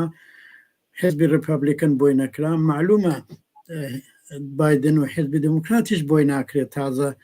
ئەمریکا بکاتەوە بە گریت ئەگەین بۆی ناکرێت بەڵام کە ئەمریکا ناتوانێت بێ بە قودرەتی یەکەمی دنیا خۆ رووسی پوتینیش هەر ناتوانێت بێ خۆ مەسەڵەن ئوروپای بڵێن ماکرۆن و شۆتسیش ناتوانن بن بە یەکەمی دنیا خۆ چینیش تۆ باست کرد کە چین خۆیە پارێزێ لە ڕقابەت بەڵام تازگی خەریکە خۆی ئامادەکە بەڵام چین هێشتا هەر لە مەدانی ئابووریە خەریکە خۆی تەوسع پێدا لە دنیا ناچێتە مەدانی نظامی مەسەڵەن فەرزکەن مەسلەی وەکو تایوان ئەخە تایوان بۆ چین یعنی گرتنی تایوان بۆ چین زەمیمەکردنی بە چین بە خەولی ئینگلیسی پیس ئاف کیک وەکو ئاو خواردنەوە وایە یعنی مەسەڵەن پوتین هەوڵی داوە لە گورجستان یا مەسەڵەن لە ئوکراین لەوانە بە شەڕێکی زۆر پرخەرج و پر مصیبەت دوو قەب بگرێت لە گورجستان یا دوو قەب بگرێت لە ئوکراین کریمە بە خۆی ئضافە بکات چینەگە بێوێت تایوان ئضافە بکات بە شەو ڕۆژەیەکا بەڵام بۆ نایکا چونکە نایەوێت دەرگیری نظامی پیا بکات لەگەڵ ئەمریکا بە قازانجی نییە لەوانەیە ئەمریکا پێی خۆش بێ لە بەحری ئارام شەڕێک بەرپا بکە و دنیا بەوە سەرگەرم بکە بڵێم من خەریکم نەزمی دنیا دروستەکەم بەڵام چین خۆیە پارێزێت لەوە چین پێی وایە کە لەباری اقتصادی و ئەگەر بڕوا ئەفریقا و مثلەن ڕۆژهەڵاتی ناوەڕۆست و عەرەبستان و ئێران و ئەوانە بچێتە ئەوە زیاتر بە قازانجەتی حتا بۆ خۆ ئامادەکردنێکی نظامی دوا ڕۆژ یا مەسەڵەن فەرزکە ئەوروپا ئێستا لەم بەینا ماکرۆن سەفەرێکی چینی کردوتی ئێمە لە بینی چین و ئەمریکا لازم نییە خۆ ڕعیەتی ئەمریکا بین ئەتوانین خۆمان سەر بەخۆ بین یعنی ئەم قسانە بۆ من و بۆ هاوڕە شەماڵ و بۆ کەسانی وەک ئێمە قسەیەکی سووکە ئاخر جەنابی ماکرۆن تۆ ناتوانانی سربەخۆ بی لە ئەمریکا بۆرس جانسون نەیتوانێت سربەخۆ بێ لە ئەمریکا ئینگلیز ئەلان نەیتوانیوە سربەخۆ بێ لە ئەمریکا بەڵام قەیناکە ئێوە بتانەوە سربەخۆ بن لە ئەمریکا مەسەن لەگەڵ ئەڵمان و لەگەڵ اتحادی ئەوروپا ئەتوان هەوڵێک بدەن بەڵام تا ئێسش خۆ هەوڵتاندا داوە نەتانتوانیوە مەبەستمەوە ئێستا ئەم دنیای سەرمایهداری و دنیای هێزە گەورەکانی سەرمایهداری وها شێواوە بە ملێکە وها پاشاگەردانیە بە معنایەک دنیای سەرمایهداری ساحبی نییە ئەمە کە ساحبی نییە بۆ دەوڵەتەکان مەسەن دەوڵەتێکی وەکو جمهوری ئیسلامی حەزەکان لەم وەزعەتا بەشکم شتێک بەدەست بێنێ یا مەسەن لولادی سیلوا لە برەزیل حەزەکە شتێک بەدەست بێنێ بەڵام واقعیەتەوەیە چینەکرێکار بەحسی ئەوە نییە کە شتێک بەدەست بێنێ بە قولی تو بەحسیەوەیە کە کولی سیستمەکەڵ گەڕێنێتەوە بەڵام ئەمە بە معنایەک فرسەتێکە بە معنایەکیش ئەم دنیا پرژ و بڵاو و پاشاگەردانیە وەزعەتێکی خراپیشی دروست کردو مەسەڵەن ئێستا زۆر کەس ئەوانەی بەتەما بوون لە 4-5 مانگی ڕابردووە کە مەسەن ئەمریکا بێت کۆمەک بکا بە ئۆپۆزیسیۆنی وەکو ڕەزاپالەوی ئەمانەوە بەشکم ڕژمی ئێران بڕوخێن تماشاکن وان نییە یعنی ئەمانە نییە بە معنایەک ئەمە شتێکی باشە کە خەڵکی خوارەوەی کۆمەلگا لە ئێرانە ڕۆژ بە ڕۆژ زیاتر تێگەن کە ئەبێ بە هێزی خۆیان وەزعەکە بگۆڕن ئیستا ئەم وەزعە ڕوخانی جمهوری ئیسلامیە بەرەو پێشچوونە لەوە زیاتر یا هەرچی هەیە ئیتر ئەوە ترازوی هێز دیارریەکە بەڵام مەبەستمەوە ئەوەی کە تۆ باست کرد ئەم دنیای سەرمایهداری ئیمرۆیە قەیرانەکەی هەم قەیرانێکی ئابوووریە زۆر وەسیعە لە دنیا و هەم لەبارەی ڕووبناییشەوە دەوڵەتەکان تووشی قەیرانن سەمەسان دەوڵەتی پوتین خۆی لە قەیرانایە لە رووسیا یعنی مەسەڵەن لەوانەیە کتوپڕ شتێک لێ قەومێک مثلا پوتینش کەم نییە ئەلان 20 ساڵە لێ حاکمی دەرەجە یەکە دیکتاتۆری دەرەجەیە کارچیمەی خۆی بووە کردوێتی دەخۆ ئەو کۆمەلگایڕوادا نانیشتە تەماشای بکە لەوانەیە لەوێ شتێ بگۆڕێ یا مەسەن ساڵێکی تر لە ئەمریکا هەڵبژاردنە لەوانەیە دووبارە ترامپ بێتەوە یا کەسێکی تر بێت یا بایدن نەتوان منزمەوە شتەکان نامەعلومە ئێستا مەسەڵەن من کە شتەکان متابعەکەم مەسەڵەن وەک 10 ساڵ لەوە پێش بەخۆمە ناپەرمەوە شت پێشبینی بکەم چون پێشبینی ناکرێ لە ئێرانە ڕوویدا من وەکو ئەنالیز پێشبینیم کردبوو بەڵام وەکو ڕوودا و هیچ کەس پێشبینی نەکردو دیار بێگومان وایە بەڵام ئەوەی کە ئەبینرێت ئەوەیەتە اقتصادێک کە تۆ باست کرد یعنی مەسەڵەن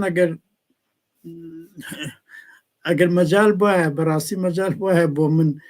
کە مەسەڵەن کورسێکی لەسەر ئابووری جەهان دابنێم لەوانەیە هەوڵم بدایەوە بمتوانەیە بەڵام ئەو کورسە 3-4 مانگ وەختی گەرەکە تا تۆ بڵێ لە چینا چۆنە لە ئەوروپا چۆنە مەسەڵەن بۆ ماکرۆن بۆ ئەم قسەکە یعنی مەبنای ئەمانە ڕۆشنکردنەوەی زۆر پێویستە بەڵام بەداخەوە لە مەجالێکی ئاوا لە کاناڵی هیوا ناتوانین باسی بکەین ڕاستە بەڵام ئەوەی کە لە بەرچاوە هاوڕێ فاتح ئەوەی کە بینرێت و بەرجەستەیە کە دیارە بۆ خۆی وەگەڵێ نەمادێکە لە حەقیقەت یاخود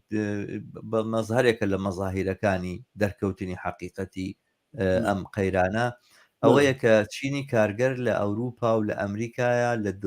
ڕۆژگارێکی بەخۆداهاتنەوە و خەبەربوونەوەیکی زۆر ئاشکرایە ئەوەی کە لە فەڕەنسای بینین تا ماوەیەک لەو بەر بەشێک لە محەلیلەکانەوانی کە قسەیان لەسەر فەڕەنسا کردیان و فەڕەنسا جوڵانەوەی بڵین چاکەت زەردەکان بۆیە هاتۆتەکایەوە لە بەرەوەی ئیتیحادیە کارگەریەکان و چینی کارگەر ئەهەمێتی نەماوە ئەم جوڵانەوەیکی ترە و ڕۆژگاری و جوڵانەوەیە ئەمڕۆ بینین کە ئەوەی کە لە فەڕەنسایە نەبزی جادەی بەدەستەوەی ئەمڕۆ من فلیمێکم بینی خەریک بوون ئەوڕێ فاتح بلۆکات هەیە باسی بلۆکات دەکەن بلۆکیت حرفیەن لەسەر جادەیەکی ڕئیسی فەڕەنسا خەریکن بە بلۆک و چی بەم تۆ دانیشتون جادەکە بلۆکەکەن یعنی نەگەوەی بە هەر بەڕاستی خەریکن ئەم کارەکەن و ئەمە ئیتیحادیە کارگەریەکانی کەن ڕێکخراوە کارگەریەکانی کەن لە نەرویجێکا کە لە تەنیژێمەوەیە کە کەس پێیوانە بوو لەوانە بوو خەڵک باسی چینی کارگەر بکە لە نەرویج بڵێن وجودیان هەر نەماوە دوێنێ پێرێ کارێک دوێنێک بڕیارێک دەرچوویا پێرێ بوو پێمان بێ نەتیجەکەی هاتەوە ئەوەیە کە لە ماوەی چەندین ساڵە سەرکەوتنی لەم بابەتە بەدەست ناتۆ کە تۆ لە ناوەڕاستی ساڵە دووبارە کە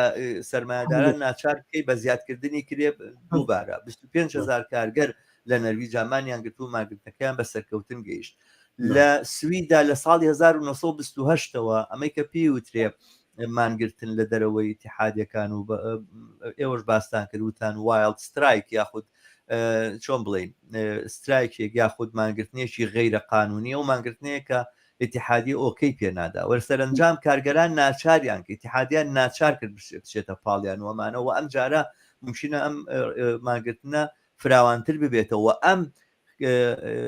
مانگرتنەی دەرەوەی ئیتیحادیەکان ماوەیەکی دوور و درێژە کە ناوی نییە لە سویدا ئەسڵەن باسی ناکرێت کارگەر ناوێرە لە دەرەوەی ئیتیحادیە مان بگرێ لەبەرەوەی کەمانەگرێ غەرامات ئەو کلمەیە خۆی شتێکی ناشرینە کە ناشرینە بەڵام مەبەستەوەی کە بۆیە ناویان واناوە وایلد یاخود وحشیەکە بە کەلیمەکە گەربیکەی بە عەرەبیە بێ بە وحشی یاخود بەڕی یاخود چێوی کەمە ماگرتنێکی چێویە یان لە دەرەوەی ڕسم و نەزم و نیزامەکانی ئیتیحادی ئەنجامە دێ بەڵام ئەممان گرانە کە حەفتا کەسن سنووقێکی ماگرتنیان دروست کردبوو لە زەرفی ماوەی چەند هەفتەیە چەند ڕۆژە بەڕاستی ملیۆنێک و نیو کرۆنیان دروست کردەوە بۆ دانی هەموو غەرامەکاتیان لە دادگا و وتیشانمە ملیۆن و نیوەک لە خەزیێنەکەمانە توانین ڕۆی مانگیشی تریژمان بگرین چیتان پێ دقیقاً ئەمە تەحەدا گەورەیە شکاتێکیش کە شرکەتەکە کردی لە 73 کەس شکاتی کرد 73 کەس زەرب کە لە 6,000 کرۆن خۆ هیچ نییە شتێکی هیچ ناکە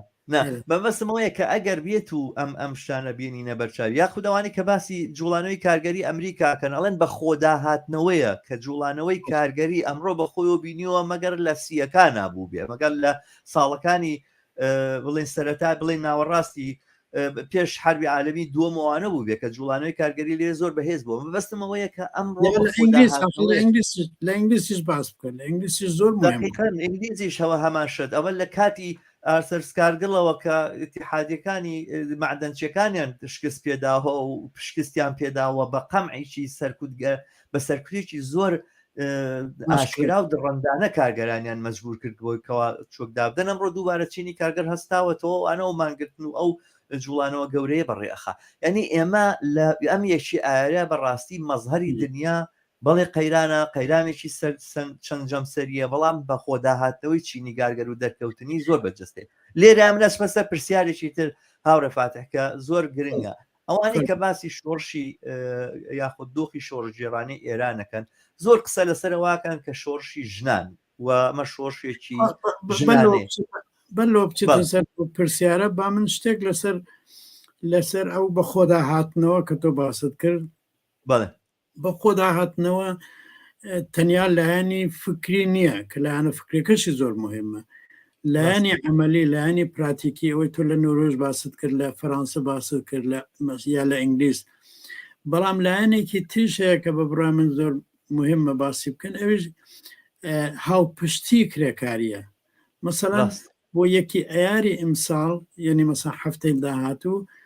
لە تاوجەکە من خەبەرم هەیە لە ئینگلیس قەرارە یەکێتیە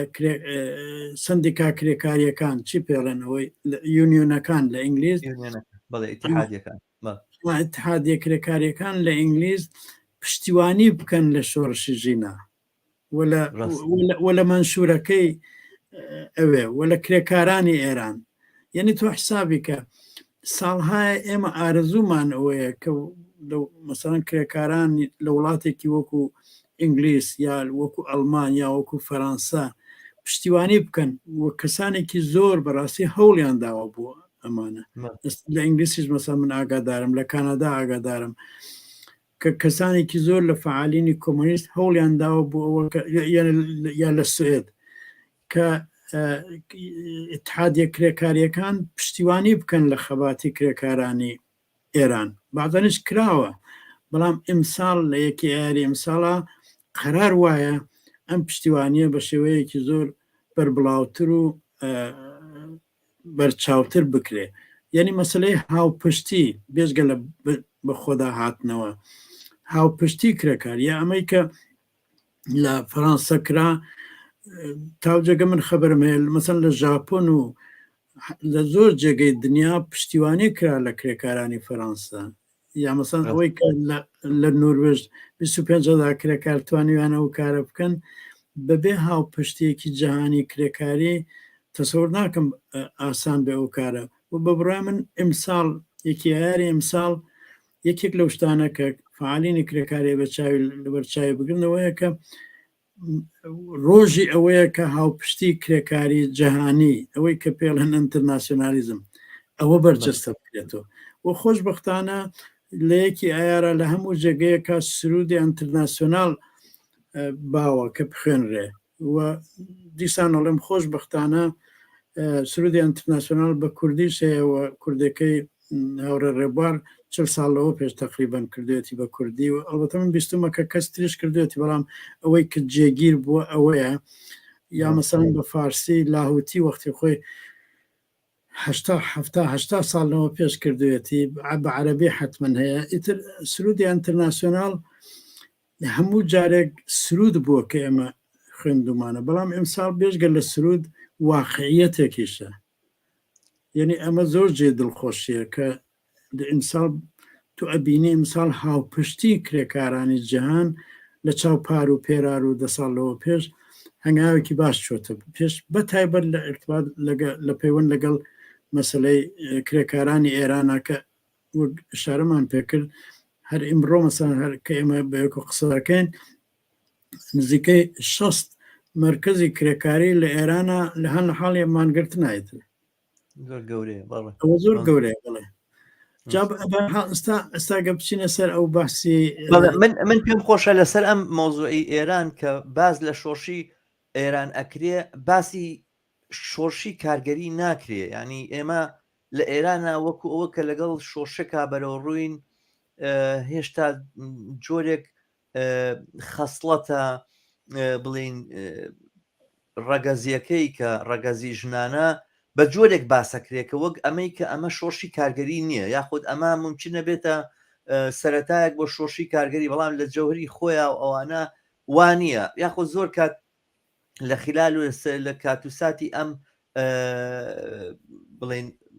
ڕاپەڕینانە یاخود ئەم خۆپیشاندانەیە ئەوە ئەبینرا کە چینی کارگەر وەکو ئەوەی کە ئێستا مانگرتن بەم جۆرە لەم ناوەندانەیە بەردەوامەوە هەیە بۆ جۆرە ئەنجام نادرا من پێم خۆشە لەم بابەتەوە ئەم مۆزوعە مەطرحکەمەوە ئایا مثلا ئێوەش خۆتان پێتان خۆشە ناوی بنێن شۆڕشی ژینا ینی ئایا کە ناوی ئەنین شۆڕشی ژینا ئەمە بە جۆرێک بە معنای چۆن بڵین فرامۆشکردنی جەن بە چینایەتەکەیەتی من حەزەکەم لەم بابەتەوە زۆر عالیە زۆر پرسیارێکی باشە بەڵام ئەگەر مەسەلەن لە رووسیا 1970 دوو شۆڕشکرا لە خلالی ساڵەکە بە شۆڕشی ئەوڵیان وت شۆڕشی فێڤریە لە حاڵەکە لە 8 مارسا کراو ژنان کردیان ژنانی کرێکار کردیان وانە هەر مەشهور بۆ بە شۆڕشی فێڤریە دوایش ئەوەی مهمترەکە مەشهور بۆ بە شۆڕشی ئۆکتۆبر لە حاڵەکە ئیتر هیچ تاریخ زانێکی بەئینساف و واقعبین ئینکاریەوە ناگاکەەوە شۆڕشێکی کرێکاری و شۆڕشێکی سۆسیالیستی بوو لە ئۆکتۆبرا بەڵام مەشهور بۆ بە شۆڕشی ئۆکتۆبر لە حاڵەکە لە تاریخی دنیاشا نۆڤامبر بووە ئۆکتۆبر نەبووە مەبەستمەوە ئەوەی کە منەڵێم شۆڕشی ژینا بەمعنای ئەوەیە کە ڕووداوێک کە ئەو ڕووداوە تەداعیەکرێنێ ئاسۆسیێشنی لەگەڵ مەرگی کچێکی جوان بەناوی ژینا یەکان گیر بووە ئەمەیە بێتە بەعسیەوە کە من پێ بڵێم شۆڕشی ژینا بەڵام هەر کەس من بناسە یا من و تۆ بناسێ ئەزانە کە ئێمە شۆڕش وەسڵ ناکەن بە کەسێک هەرچەند ئەو کەسە بە قەولی ئەوەی کە لەسەر خەبرەکەی نووسراوە ژیناگیان تۆ نامری ناوە دەبێتە ڕەمز ڕاستن ناوی ئەو بوو بە ڕەمز بەڵام هیچ شۆڕشێک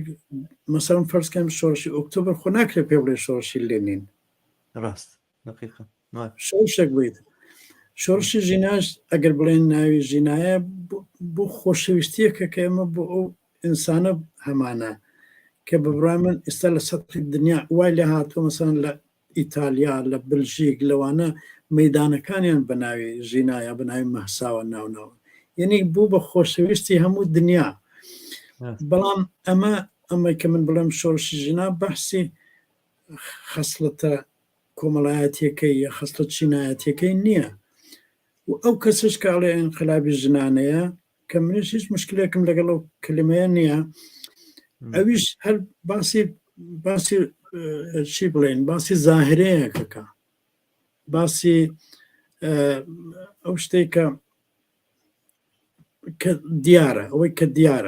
ئەوەی کە دیارە ئەوەیە کە ژنان هاتوونەتەمەیان بەڵام ئایا ئەم ژنانەکە هاتوونەتەمەیان لەباری چینایەتی و ڕەبتیان بە چ چینێک هەیە من پێم وایە ئەکسەریەتی چینی کرێکار لە ئێران ژنن و بێژگەلەوە کە ئەکسەریەتی چینی کرێکار لە ئێران ژنە ئەو ژنانش کە لە توولی 30 ساڵی ڕابردووە چوونەتە بازاری کار و بوونەتە کرێکار کە ئەگەڕێنەوە بۆ ماڵۆ لە ماڵی شۆکاری بێکرێەکەن یعنی چ بەشێک لە چینی کرێکار لە ژنی کرێکار چەساواترە ئەخدە بڵخە بە قولی تو ئەگەر بە ڕەگەزش حسابێکی ڕەگەز دوو ڕەگەزە خۆ هەفتا ڕەگەز نیەتر بە شەر دوو ڕەگەز ئەگەر بڵێن کرێکاری پیا و کرێکاری ژن خۆ کرێکاری ژن زیاترە چەوسێتەوە وەک کرێکار دێکەواوێ ئەگە وتت ئینقلابی ژنانە هەر معناکەی لە پشتەوەی ئینقلابی کرێکاریە ئێستا لە ئێرانە ئەگەر لێکدانەوەیەک حسابی بۆ بکرێ من حتا باسیەوە ناکەم بڵم لێکدانەوەی مارکسیانە منەڵم لێکدانەوەی واقعیانە کە لە ئێرانە بکرێ ئەو شۆڕشەکە لە ئێرانە هەیە شۆڕشێکی کرێکاریە ممکن یەکێک بڵێ بە من ئەی بۆ کرێکاران دیارنین من چۆن دیارنین عەزیزی من ئەگەر کەسێک چاوی لەوە بێ کە مەسەڵەن شۆڕشەکە حەو مانگ دەوامی بووە لەم حەو مانگا چەنە کرێکار هاتوونەتەمەیان ئیتر لەوە خاب زۆر لێکدانەوەیەکی ورد نییە چونکە خۆ خۆشۆڕش تەنیا حەود مانگ نییە دواش ئیمڕۆ کە من تۆ قسەکەن 6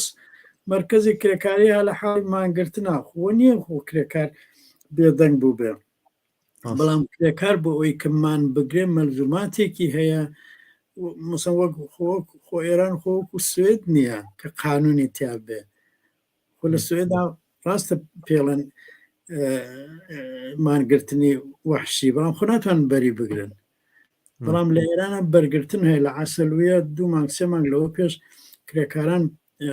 مانگرتنێکیان کرد لە خلالی 24 ساعتە 120 نەفەریان لێگرتن مانگرتنەکە خەوت ماگرتنەکە چووە زیندانی تر ماگرتن زیندانیە کرێ ماگرتن زیندانیە کرێ فعالین زیندانیە بۆ زیندانیەکانیش آخر زیندانی ئینفرادیە کرێن یعنی حتا بە کۆمەڵیش خۆ زیندانی ناکەن تا لەوێش اعتصاب بکەن مەبەستمەوەی دەوڵەتێکی سەرکوتگەری وەکو جمهوری ئیسلامی تا ماوەیەک دەتوانێت پێش بە اعتصابی کرێکاری بگرێ و ئەسڵ ئەم دەوڵەتە بە سپای پاسدارانیەوە بە وەزارەتی اطلاعاتیەوە بە هەموو شتێکیەوە لە 40 ساڵ بەلێسەوە بۆیە بۆ بە دەوڵەتی سەرمایەداری کە بتوانێت کرێکار سەرکوت بکە حتا ئەوەی کە ژنان سەرکوتەکەن بۆ سەرکوتکردنی کۆمەلگا و بە تایبەت چینی کرێکارە لەبەرەوە بەبڕای من ئەمە زۆر زاهربینیەکی تۆزێک سەتحیە کە تۆ بڵێ کرێکار لە مایانانی ئەوڵەن تواوی ئەم مدەتە ئەوانەی کە بە وردی هەواڵەکان تاقیبەکەن ئەزانن کە ئەو کرێکارانش کە بە ڕۆژا کارەکەن ئەم ماوەیە زۆرتری خۆپیشاندانەکان ئێوارانە و شەوانە بووە زۆرتری ئەو کرێکارانە کە ڕۆژ تا ئێوارە کاریان کردو ئێوارە کە دێنە دەرەوە دەرەچن بۆ ناو تەزاورات بەڵام وەک خۆپیشاندەر نەک وەک کرێکار چون کرێکار لە محلی کارەکەمە ئەو 4 کەسێکی ئادام کران کرێکار بوون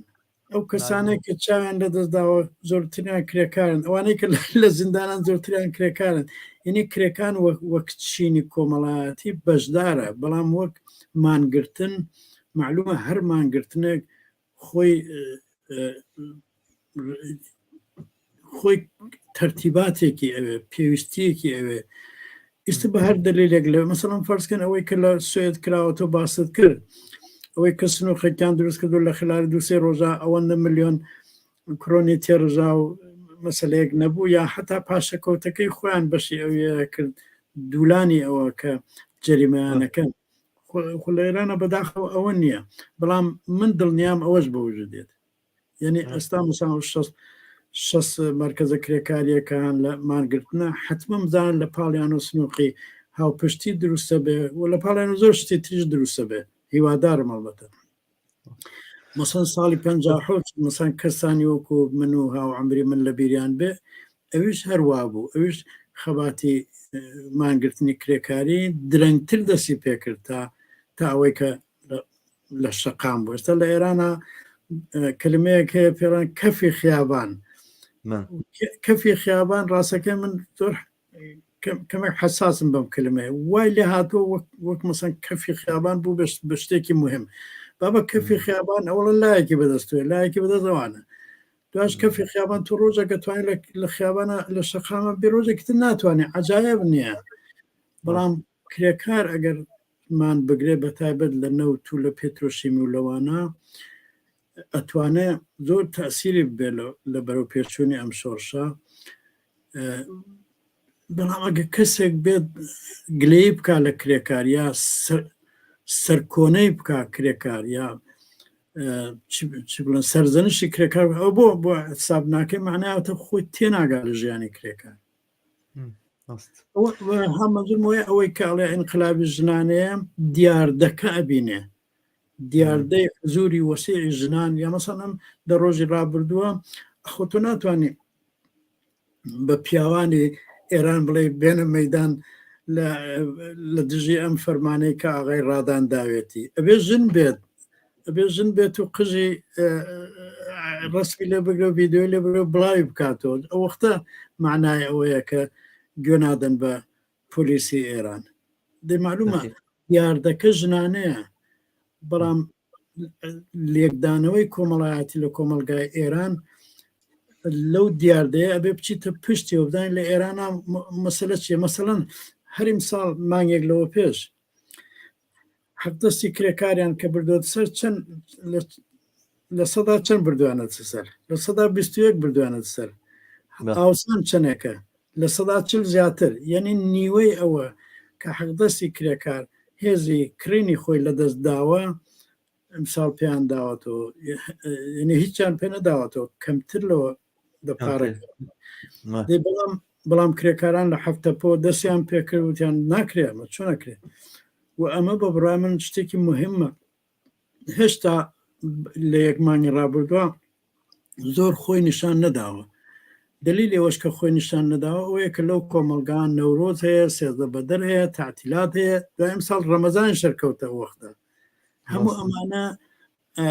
بنە باعثەوەی بازە شتێک کە ئیمکانی هەیە تۆزێک بکوێتە دواوە. بەڵام من پێم وایە ئێستا کە مەسەن لە پێرەکەوەیتر ڕەمەزان لاچووە و وەزعیەت تۆزێک عادی بۆتەوە و کرێکارانی ئەتسابیان کردووە، بەبڕای من ئەم مەسەلە تۆ بەرجەستترە بە تۆ چۆن نەکرا خۆخی حەقدەستی کرێکار 21% بچێتە سەر لە حاڵەکە ئاوسان لە 40 زیاترەوە حتا نزیکی 50. ئەمانەیە کە خەسڵەتی کرێکاریەدا بەم شۆڕشە. بەڵام چونکە ئەم خەسڵەتی کرێکاریە لە عینی حاڵە لەگەڵ دیاردەی هاتنە مەیدانی ژنانەیە، زۆر کەس پێڵان انقلابی ژنانە قەیچەکە انقلابی ژنانش خۆ شتێکی جوانە، شتێکی معنیدارە. یعنی بەڕاستی ئەگەر ژن لە ئێرانە انقلاب نەکە ئەی لەکوێ بیکا؟ گەرە معلومە بەشی ئەو شۆڕشەشی بەشێکە بێت لە شۆڕشی ئەو چینەکە ئەو ینی هەر بەشی زۆری چینی کارگەر ژنەوە، بەشی زۆری ژنانیش کارگەرن. ینی تێکەڵیەک و ئیدغامێک و دەمجبوونێک لە بینی ژنان و چینی کارگەرا دروست بووە کە لە ڕۆژگاری ئەمڕۆ ئێمەیە بێوێنەیە. ئێمە گەر بگەڕێنەوە بۆ 100 ساڵ 120 ساڵ لەمەوبەریش بەو ئەندازەیە ئێمە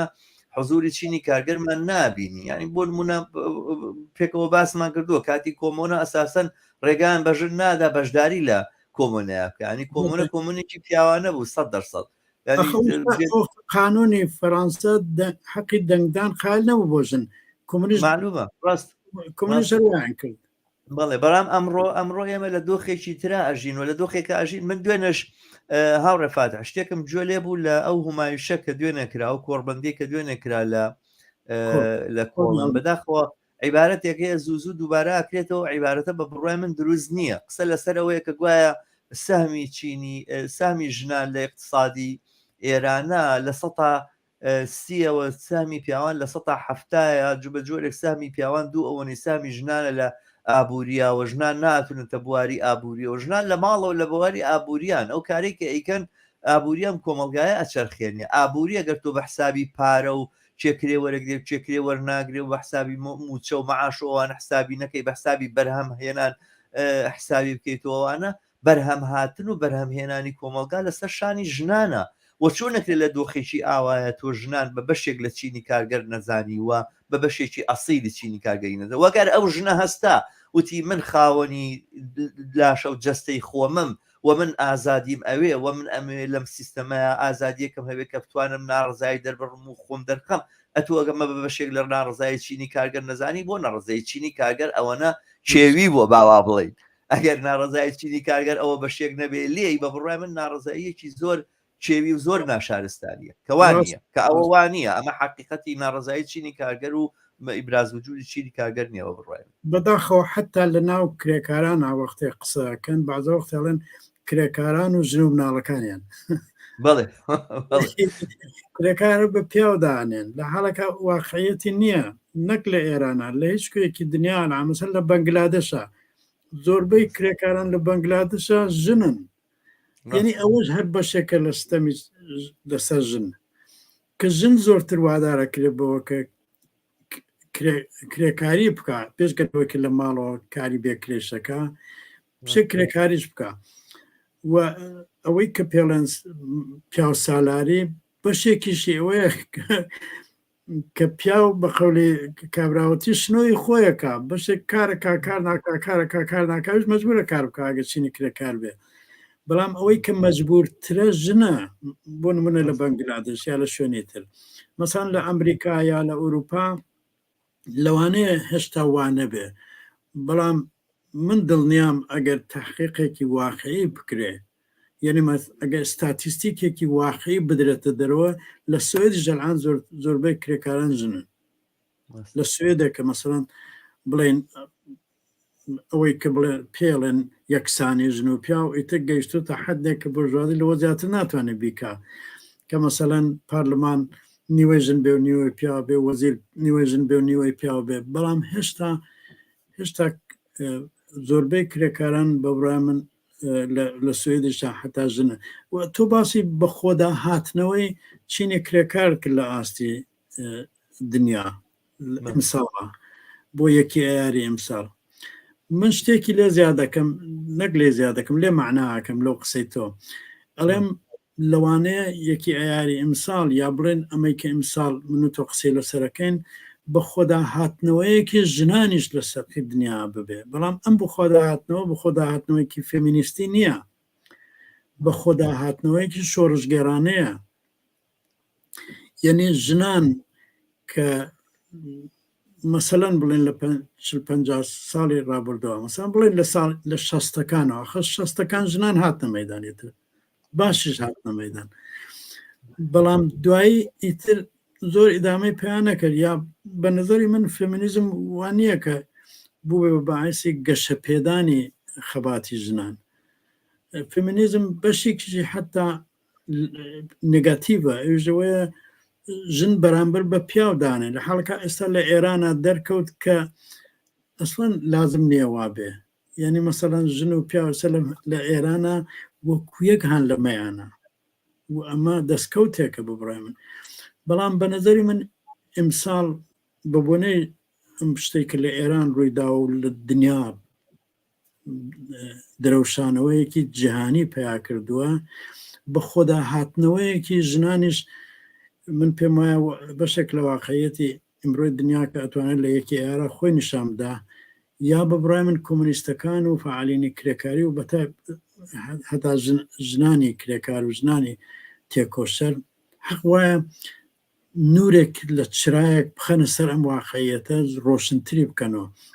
کە ژنە لەعان چ وەزعیەتێکی لە دنیاە و منە ئەتوانم حتا شتێکی تریش بڵێم وەکو شەخسی خۆم لەوانەیە کەسێک لەگەڵم هاوڕابێ هاوڕا نەبێ ئەڵێم وەختی ئەوە هاتووە لە دنیای سەرکورەی ئەرزا کە ژنان کۆمەلگا بەڕێوە بن وەک چۆن مەسەن 5,000 ساڵەوە پێشیش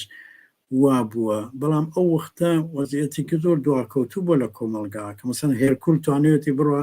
هیپۆلیتەکان و ژنانی ئامازۆن لە یۆنانە سەرکوت بکە ئەخە هێرکول مەسەن لەم ڕۆژانە پاڵەوانێک لە ئێرانە گیانی لە دەستدان پیانەوە خەلیل عوقاب زۆر بەهێز بوو شتی قورس بەرزە کردو پیانەوە هێرکولی ئێران یعنی ئەمە بوو بە تعریف بۆ خەلیل عوقاب یا مەسەن لە ئێرانە بە کەسێک زۆر بەقەوت بێ پێڵەن ڕۆستەم و هێرکول ڕاستە بەقەوت بوون بەڵام زدی ژن بوون لە زمانی خۆیانەوە تابەت هێرکول ئیتەخۆ من ڕسمەکەم پێم وایە نرد بۆ تۆ هێرکول وەختی خۆی لە یۆنانە یەکێک لە کارەکانی ئەوە بۆ چۆ ژنانی ئەو ژنانەیە کە لە جەزایری یۆنانە هێشتا هەر فەرمان ڕەوا بوون چوو شەڕی لەگەڵ کردن و مەجبوری کردن هینەکانیان کەمەربەندی ینی قایشی فەرمان ڕەوایەکان لە هینەکانە لە ئەفسانەکانە باسەکرێ وەکو ئەفسانە بڵێ وەکو ئەفسانە باسەکرێ بەڵام تەنیا ئەفسانە نییە واقعیەتی ئەو وەختەی یۆنان وا بووە مەسەڵەن ئانتیگۆنە شەروایە ئەفسانەیە بەڵام مەبەست وایە ئەلعان بە خۆدا هاتنەوەیەک ئێستا ئیمکانی پیا کردووە لە ساڵی 2022-2023 کە لێکدانەوەیەکی تازە بکرێت لەبارەی ئەوە کە ڕۆڵی ژن لە کۆمەلگای بەشەریە ئیمڕۆ چۆنە 50 ساڵ لەمە بەریە مەسەن لە ساڵی 60ەکانە هەر چۆنێک بووە ئۆکەی بەڵام ئیمڕۆ چۆنە من پێم وایە ئەگەر لێکدانەوەیەکی واقعی بکرێت بۆ نەتیجە گەین کە ئێستا وەختی ئەوەیە کە ژنان بەڵام نەک بەدژایەتی لەگەڵ پیاوان بەڵکو بە هاودەستی لەگەڵ پیاوان کۆمەلگا ئیدارە بکەن و کۆمەلگا ئەگەر ژنان ئیدارەی بکەن بە بڕای من زڵم ناکەن لە پیاوان ئیناگە مەزرمەوەی ئەگەر وابێت بەو معنا ئەگەر کەسێک بڵێ انقلابی ژنانی ئەلعان لەگەڵ لە ئێرانە من ئەستەن نەتەنا مشکلێکم نییە پێشم خۆشە بەشکم وابێ بەشکم ئەگەر ئەم نەکبەتی ڕژیمی ئیسلامیە لە کۆمەلگای ئێران بکەوێ واقعاً وای لێبێ کە ئێران بێ بە نمونەیەک بۆ ئەوە کە ژنان ئیتر کۆمەلگا ئیدارە بکەن زۆرتر بەڵام نەک بە خۆلی مەشور نەک بە دژایەتی لەگەڵ پیاوان یعنی پیاو جێی ژنی نەگرتوتەوە پیاو سالاری خراپ بوو بۆ مەسلەی ژن وەلایەندا هیوادارم مەزرم وایە ئیمساڵێکی ئێر خۆ تەنیا نابێ بەحسێکی ڕق و تەق بێ لەبارەی حەق دەست و لەبارەی چوام ئەو جۆرەشتانەوە ئەبێ لەبارەی کۆمەلگای ئیمڕۆی دنیاوە بێ کە بەشێکی زۆری ئەم کۆمەلگای ئیمڕۆی دنیا ژنانێکن کە زڵم لێکراون لە سەر تاسەری دنیا تۆ تەماشای چین بکە مەسەن لە چین ژنان وەزیان چۆنە یا لە رووسیا هێشتا ئەوروپا باشترە هەتا لە ئەمریکا ژۆکو ئەوروپانیە لە ئەمریکا ئەوەیە مەسەلەی ئابۆرتیان چی لێ کرداخ بەڵام لە ئەوروپاش کە پێشکەوتوترین بەشی دنیای ئیمڕۆیە هێشتا هەر ژن ئەو ڕۆڵەی کە ئەتوانێت بیبێ هێشتا بەدەستی نەهێناوە من ناڵم پیان نەداوە چون قرار نییە پێی بدەن ئەبێ خۆی بەدەستی بێنێ بەڵام لە ئێران ئیمکانی ئەوە هەیە مەسەن لە 1-2 ساڵی دواترا تەماشا بکەی ئێرانێکە 40 ساڵ ئەم ڕژیمە ئیسلامیە ژنی سەرکوت کردو و سنگساری کردو و هەرچی بەڵای دنیاە کە تەسەور ناگرا لە قەرنی 21ەمە بکرێ ئەم ڕژیمە ئیسلامی بەسەر ژنانی هێناوە داعش نەیتوانێەوە بەخەی جمهوری ئیسلامی ئەوە بکە بەڵام ئەمە ئەگەر هەڵگەرێتەوە بۆ باران ئیتر بە بڕا من یەکی ئەیاری ئەمساڵ ئەبێ ئەوە بڵێ کە یەکی یاری ئەمساڵ ئەبێ یەکی یارێک بێ کە ئاوا ژن و پیاوی کرێکاری دنیا یەکگرتنێکی تازە لە بینی خۆیانە هاوپشتێکی تازە لە بینی خۆیانە بەوجود بێن ئەوەی کە من لە وتوێژێک لەگەڵ تۆ باسم کرد لە بازە مزاهرەیەکە بەتابەت لە زانکۆکانی تاران پیاوان خطاب بە جمهوری ئیسلامیاڵێن هەرزە توی ژنانەڵێن زەنە ئازادە منەم ئەمە چییە؟ ئەمە خۆ هەتەنیا شعر نییە ئەمە تیاترەکە لە یەکگرتووی و پشتیوانی پیاوەژن کە ئێستا لە ئێرانایی بینیت پار و پێران نەتە دێتر بەرحاڵ من مەبەستمەوە بوو کە جوابێ ئەو سوالە بدەمەوە کە ئەگەر کەسێکە لە ئینقلابی ژنانە دیاردەکەی وایە بەڵام پشت ئەم دیاردەیە هەر ئینقلابی کرێکاریە ببڕم تەنیا ئەوە نییە کە ئێستا ئینقلابی کرێکاریە یەکێکی من وەختێکە لە ئینقلابی کرێکاریە منزورمەوە ئینقلابێکی بەردەوام بێ چونکە لە شوێنێکا کە شۆڕشێک بەرپا بێ چونکە ئەو شوێنە دوو چینی تایە چینێک پێ خۆشە و شۆڕشە زوو تەواو کات و سەری بکە بەژێر ئاوە چینێکیش پێی باشەکە و شۆڕشە بەردەوام بێ چینی کرێکارە ژنانن و هیوادارم شۆڕشی ئێران هەم بە سەرکەوتن بگا و ڕژێمی جمهوری ئیسلامی بخاتە گۆڕ یا بیخاتە زبڵدانی مێژوو و هەم لە هەمان کاتە بەردەوام بێ بڕوا بەرەو بەرابەریەک بەرەو هینێک ئێستا کە مەسەن شعاری نەڕووسەری نەتووسەری ئازادی و بەرابەری کاڵێن بۆ منێک کە عمری خۆم تینوی ئازادی بووم ئەم دوو کەلمەیە وەکو یەک نین من زۆرم پێ خۆشە ئازادی بەڵام زۆرتر پێم خۆشە بەرابەری ئەم دوانە ڕاستە بە یەکۆ لکاون بەڵام وەک یەک نین بە هەر حاڵ من هیوادارم یەکی یاری ئەمساڵ یەکی یاری ئازادی و بەرابەری بێ زۆر باشە سپاس من بەر لەوەی بەرنامەکەمان تەواوکەین هاوڕێ فاتح هەندێک لە هاوڕێیان سڵاویان ناردووە لێرە ناوەکانیان باس بکەم پشتیوان دێلێژەی لوقمان وەیسی جەمال شەریف تافگەی ئیبراهیم و هەر ئاخگار ڕەزا ئاخگەر هەموو هاوڕێیانە سڵاویان ناردووە و دەستخۆشانیان ناردوو سپاسیان ئەەکەم هاوڕێکیش بەناوی لوقمان وەیسی پرسیارەکەڵێت چ ئومێدهایەکی واقعی لە ناو ئەم هەموو بحرانە وجودی هەیە وەختە کە باسی قەیرانەکانمانە کرد ئەو پرسیارەکرا پێم وابێ بە ئەندازەی کافی باسی ئومێدەمان کرد و ئومێدەواری خۆمان و ئەوەی کە ئومێدی لەکەین لە دۆخی قەیراناوی ئێستاە بەرجەستە بوو ئومێدەوارین وەڵامی ئەو پرسیارەی ئەو هاوڕێ لوقمان وەیسیماندا بێتەوە و ئێمە سپاسیانەکەین بۆتان هاوڕێ لوقمان وەیسی خۆی یەکێک لە تێکۆشەرانی ئێران بووە کە چەند ساڵەکە مەجبور بووە هاتۆتە دەرەوە جوابی منەوەیە هیواکە یەکێکیان خودی لوقمان وەیسی و کەسانی وەک لوقمان وەیسن باش زۆر سپاس هاوڕێ فاتحی خۆشەویست دووبارە جایش کەژماندوومان کردی خۆشە کردیم بە ئامادەبوون لە بەرنمەکە و ئەم ئایارە بێتۆ وە بێم بەرنمەیەم لەگەڵ ئێوە بۆ من نوقسانێکی گەورا بوو ئەو کە لێنە پڕ بۆ مێدوارم دروستبی ڕوا بمێنی و لە بۆنە و لە ئایارەکانی داهاتووشە گفتوگۆ لەسەر بەشێک لە سەرکەوتنەکان و سەرکەوتنی داهاتووشمان بکەین زۆر سپاس بۆ تۆمانوو نەبێت تەبعاً ئەمە وعدەماندا بوو کە لەسەر یەکی یاروەمانە بەیەکۆ قسە بکەین بەڵام من بە پێی وەزعەتی خۆم بە پێی وەزعەتی ئەنرژی خۆم ئێستا ئەم لە حاڵەتێکا دوای ئەمێکی یارە وعدەی هیچ شتێکی تر نادەم ئێمەدەوارم هەر تەندروست بیت بە شێوازی تر بە هەر شێوەیەک بکرێ بە قەولی مەشهور هەرچی لە توانایی ما بێ من معلومە حەزەکەم درێغی نەکەم ئیتر چی ئەتوانم با بزانین چۆن ئەتوانین زۆر باش زۆر باش زۆر سپاس جاریش زۆر مەمنون لە تۆ لە کاناڵی هیوا هیوادارم ئێوە سەرکەوتوو بن لە یەکی ئایاری شاو لە هەموو بوارەکانی ترە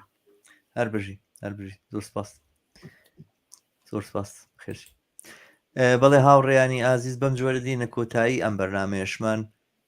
لە کۆتایی بەرنمەکەی پێم خۆشە داوا لە سەررجەم هاوڕێیان بکەم مەگەرەکرێم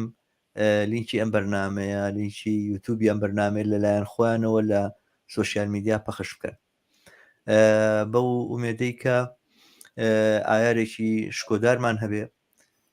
لە هەر شوێنێکن دووبارە پیرۆزباییتان پێڵین دەستی خەباتکارانتان بە گەرمیە گوشین بۆ ئومێدەی کە دوای ئایاریش خەباتی هەمەلایەنەمان خەباتی نەفساوەمان بۆ ئازادی زیاتر و بەرابەری زیاتر و خۆشگوزەرانی زیاتر بە سەرکەوتنەوە بەردەوام بێت بەرنمەکانی یەکی ئارم بەمە تەواو ناکەم ممکنە چەند بەرنامەی تریشم هەبێت لە گفتوگۆ و لە بەدواتە چوون بۆ مەسایلە کارگەریەکانی دنیا بەڵام تا بەرنامەی داهاتوو بە شادی و کامەرانیتان ئەسپێرم هەر بژین